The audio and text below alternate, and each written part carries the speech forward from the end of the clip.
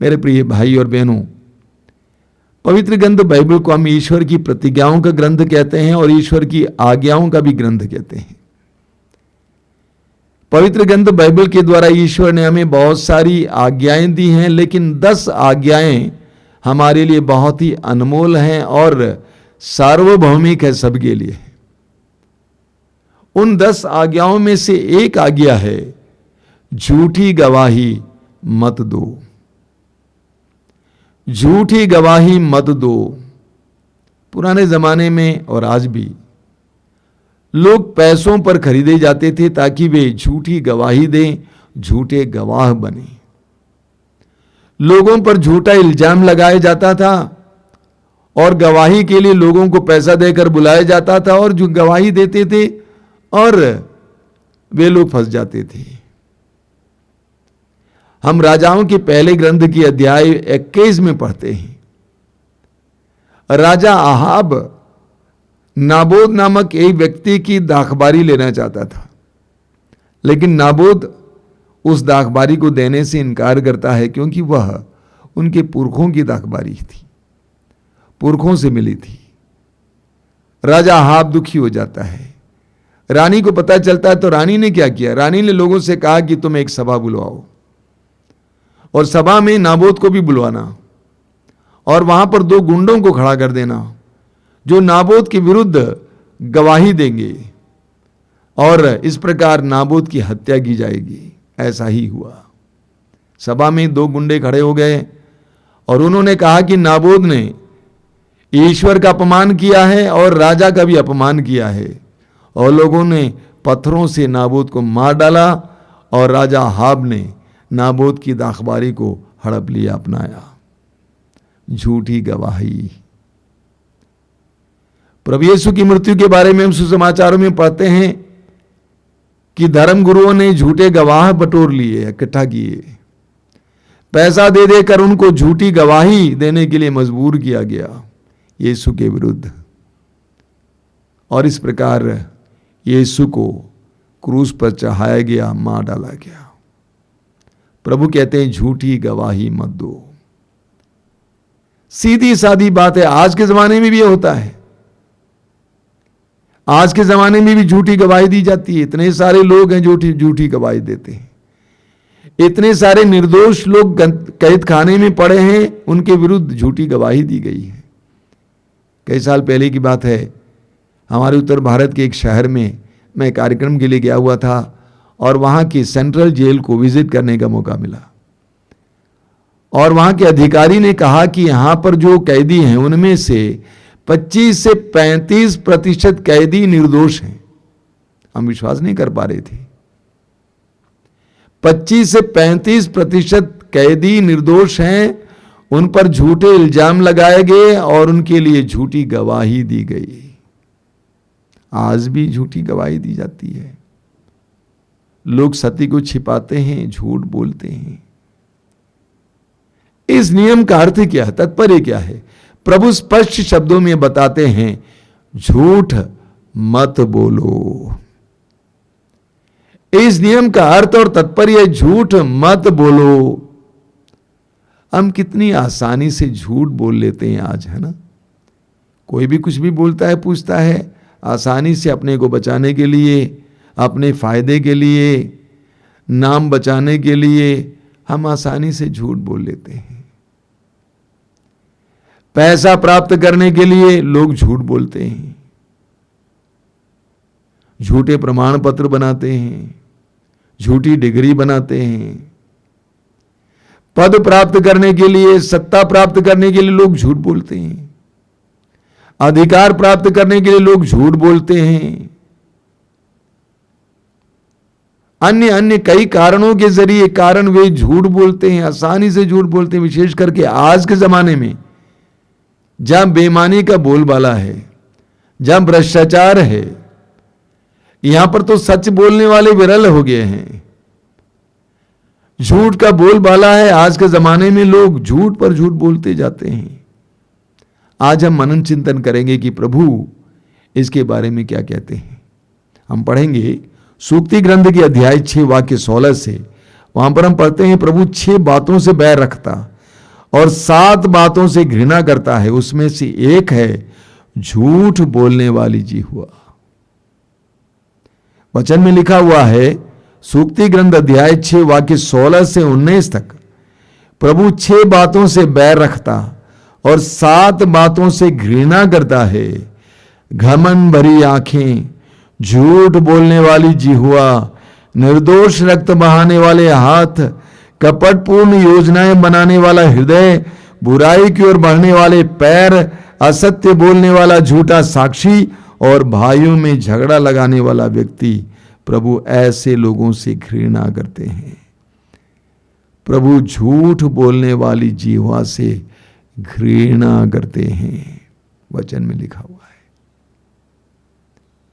हमें दानियल के ग्रंथ के अध्याय 13 में सुजन्ना की कहानी पढ़ने को मिलती है। बहुत रोचक कहानी है। सुजन्ना एक भक्त नारी थी और वो बहुत रूपवती भी थी, सुंदर भी थी।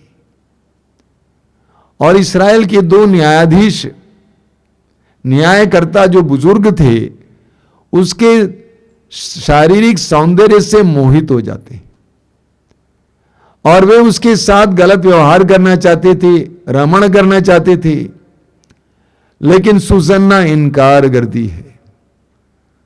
सुजन्ना तैयार नहीं होती है और नतीजा क्या हुआ? दोनों न्यायकर्ताओं ने कहा कि हम तुम्हारे विरुद्ध झूठी गवाही देंगे। हम सभा के सामने कहेंगे कि हमने तुमको एक पेड़ के नीचे एक युवक के साथ रमण करते हुए देखा है, व्यभिचार करते हुए देखा है और तुम मार डाली जाओगी। लेकिन सुजन्ना तैयार नहीं थी बुराई के लिए। अंत में ऐसा ही हुआ। उन 2 बुजुर्ग न्यायकर्ताओं ने सभा के सामने यह घोषित किया कि हमने सुजन्ना को एक पेड़ के नीचे एक युवक के साथ व्यभिचार करते हुए, रमण करते हुए देखा है। उन्होंने झूठी गवाही दी। लोगों ने पत्थर उठाया सुजन्ना को मार डालने के लिए, लेकिन तब तक प्रभु ने दानियल नामक एक युवक के अंदर प्रेरणा दी, आत्मा भर दी और उसने आकर लोगों से कहा कि आप एक निर्दोष इस्राएली नारी को मार डालने जा रहे हैं, मैं न्याय करूंगा। और उसने न्याय किया और सच्चाई निकली। बुजुर्गों का झूठ साबित किया गया, प्रमाणित किया गया और दोनों बुजुर्गों को मौत की सजा दी गई। ऐसी घटनाएं हमें बाइबल में पढ़ने को मिलती है। ये घटनाएं इसलिए होती है ताकि हम प्रभु के वचन को समझ सकें, प्रभु क्या बताना चाहते हैं। प्रभु कहते हैं झूठ मत बोलो, झूठी गवाही मत दो। सूक्ति ग्रंथ के अध्याय 19 में, सूक्ति ग्रंथ अध्याय 19 उसके वाक्य 5 में प्रभु कहते हैं झूठा गवाह निश्चय ही दंडित किया जाएगा। झूठा गवाह निश्चय ही दंडित किया जाएगा और मिथ्यावादी दंड से नहीं बचेगा। प्रभु कहते हैं झूठा गवाह नहीं बचेगा, वह निश्चय ही दंडित किया जाएगा, उसको दंड मिलेगा। और यही हुआ उन बुजुर्गों के साथ। उन बुजुर्गों के साथ भी प्रभु ने यही किया। स्तोत्र 101 में वचन हम पढ़ते हैं वाक्य 7 में, जो छल कपट करता है वह मेरे यहां नहीं रह पाएगा। प्रभु कहते हैं जो छल कपट करता है वह मेरे यहां नहीं रह पाएगा। जो झूठ बोलता है वह मेरी आंखों के सामने नहीं टिकेगा। आप सुन रहे हैं कि मैं कुछ ऊंची आवाज में बोल रहा हूं, क्योंकि मैं देखता हूं कि लोग आसानी से झूठ बोल लेते हैं। वचन में लिखा हुआ है जो झूठ बोलता है, प्रभु कहते हैं जो झूठ बोलता है वह मेरी आंखों के सामने नहीं टिकेगा। ऐसे लोगों को ईश्वर टिकने नहीं देगा। एक जबरदस्त उदाहरण हमें प्रेरित चरित्र के अध्याय 5 में पढ़ने को मिलता है। मैं आपको पढ़कर सुनाऊंगा। प्रेरित चरित्र अध्याय 5, यह प्रारंभिक कलीसिया की बात है। शुरुआत में कलीसिया में लोग अपनी संपत्ति बेचते थे और उससे प्राप्त धन शिष्यों के चरणों पर रखते थे। शिष्य लोगों की आवश्यकता के अनुसार बांटते थे। कोई भी उनके बीच में गरीब नहीं था, धनी नहीं था, सभी बराबर हो गए। सोशलिज्म, समाजवाद, सब बराबर थे। वचन में लिखा हुआ है, अनानियास नामक व्यक्ति ने अपनी पत्नी सफीरा के साथ परामर्श करने के बाद एक खेत बेच दिया। अनानियास और सफीरा पति पत्नी। उसने अपनी पत्नी के जानते उसकी कीमत का एक अंश अपने पास रखा और दूसरा अंश लाकर प्रेरितों के चरणों में रख दिया। सफीरा और अनानियास ने सोचा, कौन जाने ये कलीसिया चलेगी या नहीं चलेगी, इसीलिए हम ऐसा करेंगे कि हम कुछ पैसा रख लेंगे अपने लिए। उन्होंने संपत्ति जरूर बेचा, लेकिन उससे प्राप्त कुछ पैसा अपने पास छिपा कर रखा। अब देखिए क्या होता है। उसने अपनी पत्नी के जानते उनकी कीमत का एक अंश अपने पास रखा और दूसरा अंश लाकर प्रेरितों के चरणों में रख दिया। इस पर पेतरुस ने कहा, अनानियास, शैतान ने क्यों तुम्हारे हृदय में इस प्रकार अधिकार कर लिया है कि तुम पवित्र आत्मा से झूठ बोलकर खेत की कीमत का कुछ अंश दबा ले रहे हो? पेतरुस ने कहा कि तुम पवित्र आत्मा से झूठ बोलकर खेत की कीमत का कुछ अंश दबा रहे हो। बेचे जाने से पहले क्या वह खेत तुम्हारा अपना नहीं था? बेचने की क्या जरूरत थी? और इसके बाद भी क्या इसकी कीमत तुम्हारे अधिकार में नहीं था? तुम अपने पास रख सकते थे पूरा। तुमने ऐसा काम करने का विचार अपने हृदय में क्यों पाला? तुम मनुष्यों से नहीं बल्कि ईश्वर से झूठ बोले हो। तुम मनुष्यों से नहीं बल्कि ईश्वर से झूठ बोले हो। अनानियास ये बातें सुनकर गिर पड़ा और उसके प्राण निकल गए। बताइए, मर गया। आगे हम पढ़ते हैं, लगभग 3 घंटे बाद उसकी पत्नी भीतर आई। वह इस घटना के बारे में कुछ नहीं जानती थी। पेतरुस ने उससे यह प्रश्न किया, सवाल किया, मुझे बताओ, क्या तुमने वह खेत इतने में ही बेचा था? उसने उत्तर दिया, जी हां, इतने में ही। इस पर पेतरुस ने उससे कहा, तुम दोनों प्रभु कहते हैं, ऐसा कुछ भी छिपा हुआ नहीं है जो प्रकट नहीं होगा। ऐसा कुछ भी छिपा हुआ नहीं है जो प्रकट नहीं होगा, और ऐसा कुछ भी गुप्त नहीं है जो नहीं फैलेगा और प्रकाश में नहीं आएगा। जब तक हम झूठ बोलेंगे, हम डर में रहेंगे, हमारे अंदर भय छाया हुआ रहेगा कि किस समय सत्य प्रकाश में आ जाएगा। प्रभु कहते हैं, ऐसा कुछ भी छिपा हुआ नहीं है जो प्रकट नहीं होगा, और ऐसा कुछ भी गुप्त नहीं है जो नहीं फैलेगा और प्रकाश में नहीं आएगा। कुछ लोग जब चोरी करते हैं, झूठ बोलते हैं, सोचते हैं किसी ने नहीं जाना है, कोई नहीं जानता है। राजा दाऊद ने बहुत बड़ा अपराध किया। राजा दाऊद ने सोचा कोई नहीं जाना है, लेकिन जिसको जानना चाहिए वह जान गया। ईश्वर ने नबी नाथान को दाऊद के पास भेजा और कहा कि तुमने पाप किया है। जब तक हमारे अंदर झूठ होगा तब तक हम डरे हुए होंगे, क्योंकि हम स्वयं जानते हैं कि वो हमेशा के लिए छिपा नहीं रहेगा। कभी ना कभी वो बात बाहर आ जाएगी, हम डरते हुए जिएंगे। प्रभु कहते हैं, ऐसी कोई भी बात नहीं जो प्रकाश में नहीं आएगा, प्रकाश में आ जाएगा। इसीलिए एफेसियों के पत्र के अध्याय 4 उसके वाक्य 25 में संत पौलुस कहते हैं कि हम एक दूसरे से सत्य बोलें। पौलुस कहते हैं, आप लोग झूठ बोलना छोड़ दें। आप लोग झूठ बोलना छोड़ दें और एक दूसरे से सच ही बोलें, क्योंकि हम एक दूसरे के अंग हैं।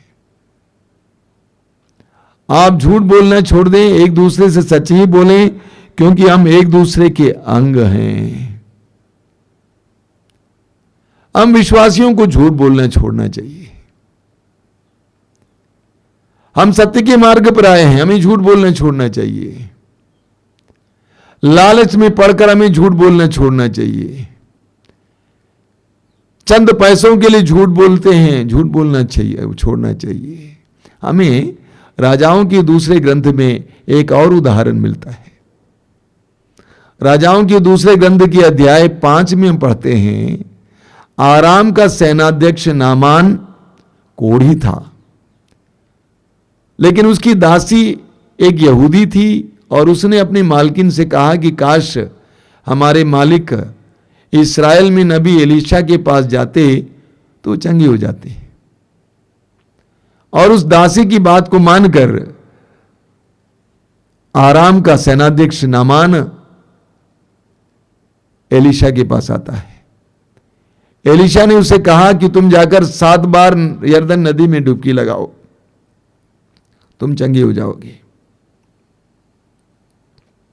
पहले पहले नामान को बुरा लगा, लेकिन बाद में अंततः नामान यरदन नदी में जाकर एक बच्चे की तरह डुबकी लगाता है। 7वें बार वो पूरी तरह से स्वच्छ हो जाता है और एलीशा के सामने आ जाता है। नामान ने अपने साथ बहुत सारे उपहार लेके आया था, सोना, चांदी, वस्त्र, अन्य चीजें एलीशा को देने के लिए, लेकिन एलीशा लेने से इनकार करता है। एलीशा कहता है कि मैं तुमसे कुछ भी नहीं ले सकता हूं, मैं तुमसे कुछ भी नहीं लूंगा। एलीशा के नौकर ने यह देखा, गहजी उसका नाम था, एलीशा के नौकर गहजी ने यह देखा कि मेरे गुरुवर ने एक बहुत बड़ा मौका गंवा दिया, पैसा पाने का, वस्त्र पाने का एक बहुत बड़ा मौका गंवा दिया। जब नामान चला गया तो गहजी एलीशा के पास से चला जाता है, चुपके से चला जाता है, और वो जाकर नामान से कहता है कि मेरे गुरुवर के कुछ शिष्य आ गए हैं, उनको कुछ उपहार की जरूरत है, आप मुझे कुछ उपहार दीजिए। बड़ी खुशी से नामान अपने लोगों के उपहार के साथ गहजी के साथ भेज देता है, और गहजी उन सारे उपहारों को ले आकर पीछे छिपा देता है और एलीशा के सामने आता है।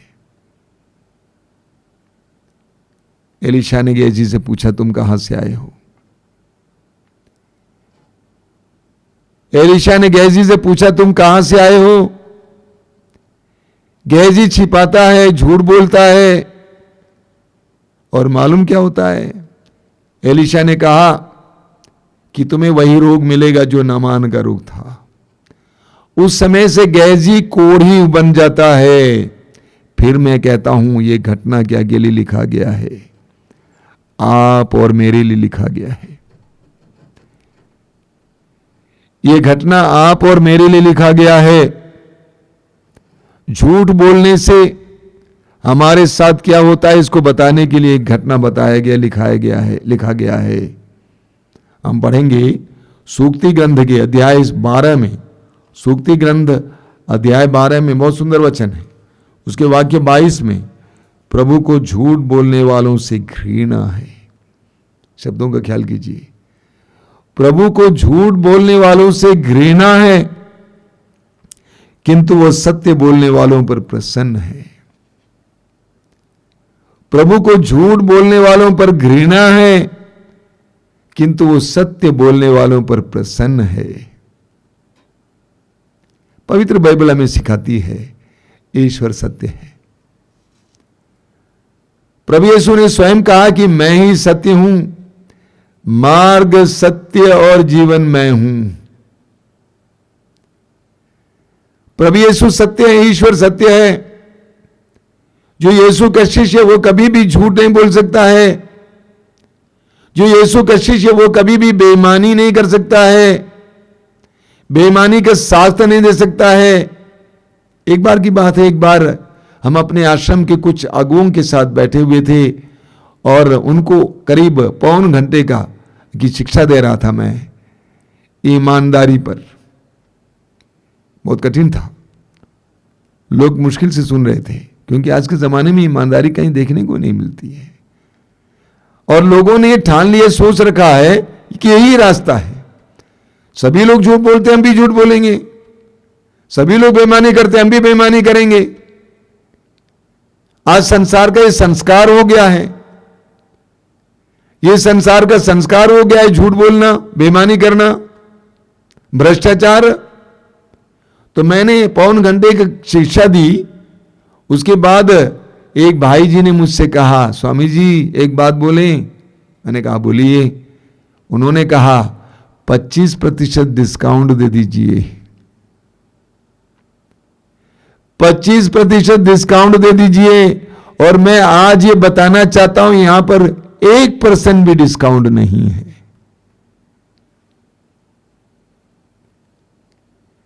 ईश्वर सत्य है, प्रभु यीशु सत्य है, और जो सत्य के शिष्य हैं, सत्य पर विश्वास करने वाले हैं, वे कभी भी झूठ नहीं बोल सकता है। वो कभी भी असत्य का साथ नहीं दे सकता है। प्रभु यीशु कहते हैं यूहन्ना अध्याय 8 में उसके वाक्य 44 में, यहूदी धर्मगुरुओं को संबोधित कर रहे हैं। क्या कहते हैं? तुम अपने पिता शैतान की संतान हो। तुम अपने पिता शैतान की संतान हो और अपने पिता की इच्छा पूरी करना चाहते हो।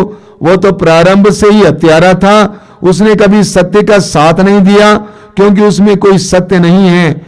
जब वो झूठ बोलता है तो अपने ही स्वभाव के अनुसार बोलता है, क्योंकि वो झूठा है और झूठ का पिता है। प्रभु यीशु घोषित करते हैं, जो झूठ बोलता है, जो बेईमान है, जो बेईमानी को साथ देता है, वो ईश्वर की संतान नहीं हो सकता है, वो शैतान की संतान है। मेरे प्रिय भाई और बहनों, हमने प्रभु यीशु को अपने गुरुवर माना है, अपने प्रभु माना है। हम झूठ नहीं बोल सकते, हम झूठ नहीं बोल सकते हैं। हमें सत्य के पक्ष में होना है। पिलातुस के सामने खड़े होकर प्रभु यीशु ने कहा, जो सत्य के पक्ष में है वे मेरे साथ हैं। यीशु का शिष्य सत्य के पक्ष में है। यीशु के शिष्य की जुबान कभी झूठ नहीं बोल सकती है। यीशु का शिष्य कभी बेईमानी नहीं कर सकता है, बेईमान का साथ नहीं दे सकता है। झूठ और सत्य का मेल नहीं होता है, बेईमानी और सच्चाई का मेल नहीं होता है। प्रभु यीशु कहते हैं, जो झूठ बोलते हैं वे शैतान की संतान है। हम ईश्वर की संतान बने, हम झूठ बोलना बंद करें। हो सकता है कि हम में से कुछ लोगों के लिए आदत बन गई है, कोई भी कुछ भी बोलेगा तुरंत बोलेंगे नहीं, झूठ बोलने की आदत बन गई है। अभी मुझे याद है, आश्रम में एक बहन थी, कुछ भी पूछता था झूठ बोलती थी, नहीं बोलती थी। बाद में आके मुझसे बोलती थी, मुझे माफ करना, मैंने किया था, लेकिन सबके सामने मैंने सोचा मेरी बदनामी होगी, इसीलिए मैं झूठ बोली। बदनामी से बचने के लिए, शर्म से बचने के लिए, लोगों के सामने छोटे माने जाने से बचने के लिए हम स्वभावतः झूठ बोलते हैं। झूठ बोलना बंद करें, सत्य बोलना सीखें। सत्य बोलना आसान नहीं है। सत्य बोलने से आपको खतरा हो सकता है, आपको कई प्रकार की जोखिमों का सामना करना पड़ सकता है, आपको तिरस्कार का सामना करना पड़ सकता है, लोग आपसे घृणा कर सकते हैं। सत्य के लिए नबियों ने अपनी जान दे दी। नबियों के साथ कैसा व्यवहार हुआ, ईश्वर की ओर से बोलने के कारण, सत्य बोलने के कारण। यूहन्ना बपतिस्ता को सत्य बोलने के लिए अपने सिर गंवाना पड़ा। प्रभु यीशु को सत्य के पक्ष में बोलने के लिए, सत्य का साक्ष्य देने के लिए क्रूस पर चढ़ना पड़ा। हमें भी कभी कभी ऐसा हो सकता है, लेकिन हम झूठ बोलना बंद करें, सत्य बोलना सीखें। ये जाने कि प्रभु झूठ बोलने वालों से घृणा करते हैं। प्रभु को झूठ बोलने वाली जीवा पसंद नहीं है। आइए हम प्रार्थना करें, आंखें बंद कीजिए, इस समय ईमानदारी से प्रार्थना कीजिए कि प्रभु मेरे होंठों को कभी भी झूठ बोलने ना दे, मेरे होंठों से कभी भी झूठ ना निकलने दे। ये प्रभु यीशु, तूने यूहन्ना के सुसमाचार के अध्याय 17 वाक्य 17 में कहा, हे पिता उन्हें तू सत्य के प्रति समर्पित कर। आज हम भी प्रार्थना करते हैं, हमें सत्य के प्रति समर्पित कर, हमें भी सत्य के प्रति समर्पित कर, हमें झूठ से बचा, हमें सत्य के लिए समर्पित कर। प्रभु यीशु तूने कहा,